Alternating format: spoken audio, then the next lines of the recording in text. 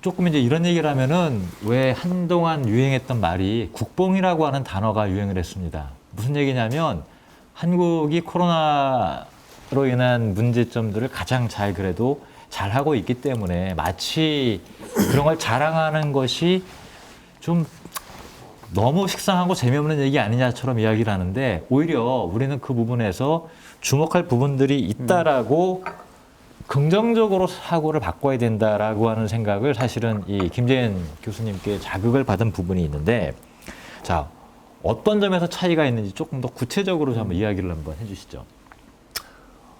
미국이 이제 미국인들에게 자랑스러운 나라인 이유는 독립 전쟁을 했습니다. 그래서 독립을 즉 그들의 어떤 자유를 쟁취한 그 경험 이게 이제 미국의 자존심 중에 하나입니다. 영국으로부터 지배받다가 독립해서 나라를 건설했다. 이게 이제 초기 이 미국 건국자들의 어떤 철학이고 그런 걸 한 되게 얼마 안 되는 나라이기도 하고 또 이제 서양 근대만 놓고 보자면 최초의 나라이기도 하고 바로 그런 독립과 혁명을 했다는 그 자부심 이게 이제 미국인들이 미국에 대해서 얘기할 때 우리가 쟤들 국뽕이네 이렇게 얘기하지 않는 이유입니다. 프랑스인들도 마찬가지죠.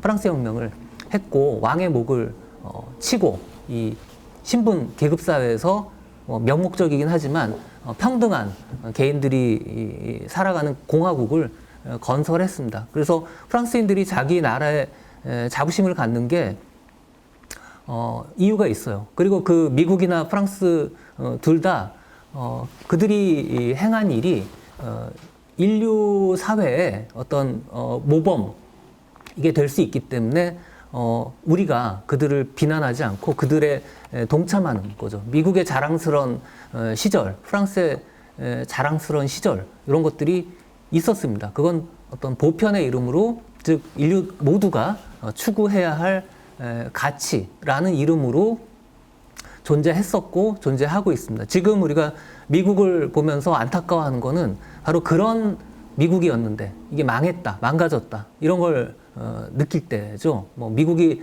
단지 힘이 약해졌고 질서가 이렇게 어지럽혀졌고 이게 문제가 아닙니다. 인류의 가치를 저버리고 있고 그 보편적인 가치로부터 후퇴하고 있다. 이게 이제 안타까운 지점입니다. 자, 한국의 상황은 아까 제가 잠깐 말씀드린 것처럼 이런 그 위기 상황에서 인류 모두가 지금 고통을 겪고 있는데 이 위기를 잘 돌파하는 법을 우리가 개발한 거죠. 그 개발한 거는 인류의 보편적인 가치에 부합합니다.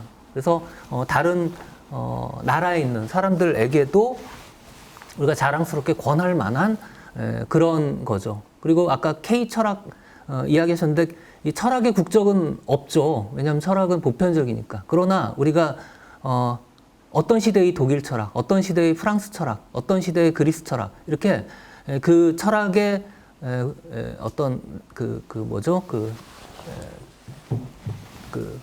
발흥 그게 이제 가장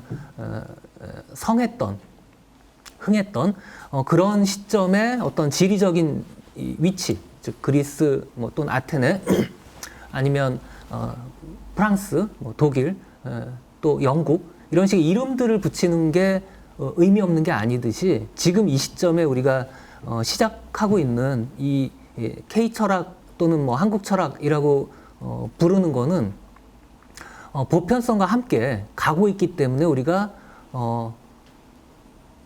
그 인류 보편의 어떤 그 우리가 나눌 수 있는 그런 거이면서도 동시에 지금 여기서 시작했기 때문에 그걸 뭐 K 철학, 한국 철학 이렇게 부를 수 있는 거죠. 이런 것들은 과거에 우리가 국수주의라고 불렀던 게 좀 그런 면이 많이 있었죠. 특히 독재 정권 시절에 어떤 그 국가와 민족 뭐 이런 것들을 내세우면서 별 것도 없었는데 맨날 침략만 당하고 그랬는데 별로 우리가 보편적으로 제시할 만한 게 없었는데도 불구하고 어떤 우리의 그 감정을 자극해서 국수주의, 민족주의 이런 방향으로 끌고 갔던 그런 측면 때문에 우리가 우려하고 있는 건 이해가 갑니다. 그러나 우리가 보편의 이름으로, 그러니까 인류의 이름으로 행하고 있는 잘하는 일들은 우리가 이제 자부심을 갖는 게 가능하기도 하고 실제로 좀 더 우리 격에 맞는 어떤 그 자의식, 자각 이런 것들이 함께 갈 때 더 발전할 수 있다. 그렇게 생각하기 때문에 저는 그런 주모 뭐 한 잔 이게 아닌 다른 차원으로 우리가 접어들었다. 그렇게 생각하고 있습니다. 네. 그러니까 저는 이제 그 김재희 교수님 말씀을 듣다 보니까 그게 생각이 났어요. 그러니까 방역에 대한 얘기는 뭐 계속 말을 많이 했으니까 백신 개발 및 보급과 관련된 우리가 그동안 이미 똑같이 본 이야기들이에요. 한국적 가치, 그러니까 예를 들면 K 철학이라고 하는 것이 한국인들이 만들어낸 철학 이런 게 아니라 코리아라고 하는 곳에서 만들어낸 개념과 사고의 방식이 전 세계 모든 사람들에게 보편적 가치를 갖는 것으로 제시되었다. 이 차원인데 이게 사실 우리 주변에서 일어나고 있는 현실입니다. 예컨대 백신을 개발해서 어떻게 보급해야 되는가에 대해서 한 정치 공동체의 대표자들이 했던 말들을 우리가 떠올려 볼 필요가 있어요. 예컨대 미국이라고 하는 나라는 세계 패권을 쥔 나라인데 제한된 물량밖에 생산할 수 없고 따라서 미국 사람들에게 나누어 주기도 부족한데 다른 나라에 수출할 여력이 없다. 이게 대통령의 발언이었어요.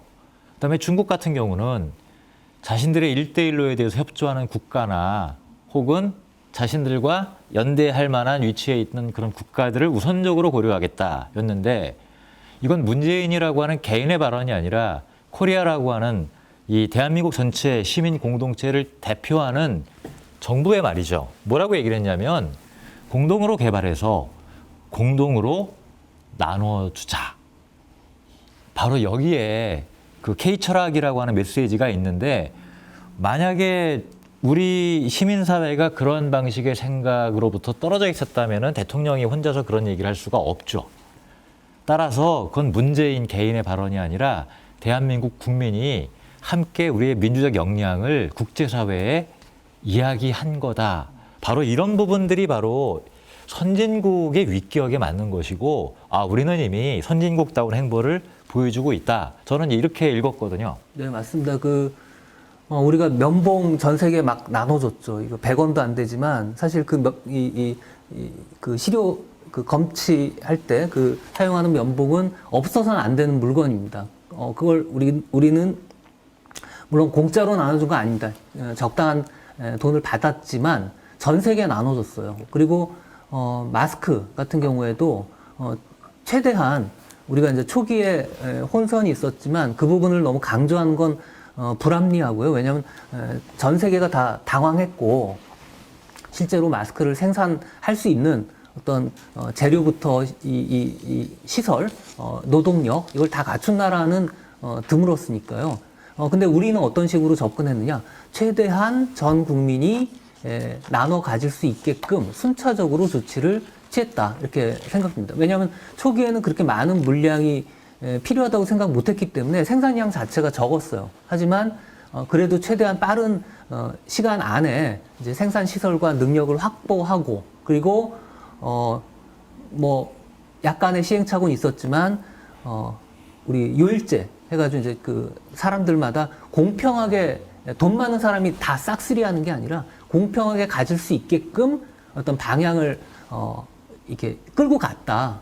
그 점은 굉장히 중요한 지점인 것 같습니다. 그리고 이제 물량이 좀 남으니까 외국에도 공평하게 수출하는 그런 식의 접근. 이게 보편주의라고 생각이 됩니다. 우리만 갖자 이게 아니라 최대한 나눠 갖자. 그게 이제 제가 공동주의 뭐 이렇게 명명하는 그런 원리하고도 관련이 있고요. 또 그런 접근이 왜 중요하냐면 이건 이제 또 다시 과학의 문제입니다. 단지 민주적인 의사결정의 문제만은 아니고요. 왜냐하면 사실 감염병의 소용돌이 안에서 한 사람만 안전하다. 뭐 이건 불가능합니다. 모두가 안전해야 그 각각의 한 사람 한 사람이 안전할 수 있거든요. 이거는 과학의 문제지 이게 무슨 미신도 아니고 뭐 신앙도 아닙니다.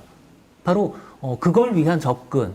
이게 이제 시행됐다는 점에서 저는 우리가 취해 왔고 앞으로도 더 강력하게 취해 가야 할 그런 정책의 방향이 바람직하다 그렇게 생각되고요. 그게 지구 전체 모든 인류에게 확대되어야 한다 그렇게 생각하고 있습니다. 네.